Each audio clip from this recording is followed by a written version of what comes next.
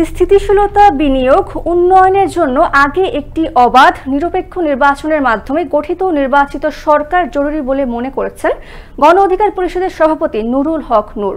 বুধবার দুপুরে পটুয়াখালীর গলাচিপা উপজেলা ছাত্র অধিকার পরিষদের নবনির্বাচিত কমিটির পরিচিতি সভায় প্রধান অতিথির বক্তব্যে একথা বলেন তিনি।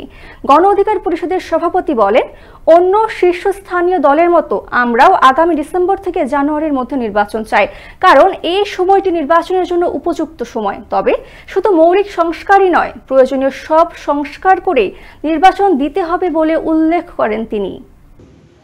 যদিও আমরা একটা ভিন্ন রাজনৈতিক দল প্ল্যাটফর্ম গঠন করেছি, যারাই অন্যায় অবিচার জুলুম করেছে কথা বলেছি, আপনারা দেখেছেন আওয়ামী লীগের আমলে জামাত বিএনপি তো একটা গালি ছিল যে কাউরে বললেই তো জামাত বিএনপির লোক। স্কুলের শিক্ষক বলেন, বাজারের ব্যবসায়ী বলেন, দোকানদার বলেন, যে বিএনপি জামাত করে ও তো এখানে ব্যবসা করতে পারে না, ও কিভাবে এলাকায় থাকে, ওরে সাটার, ওরে মামলা দেন।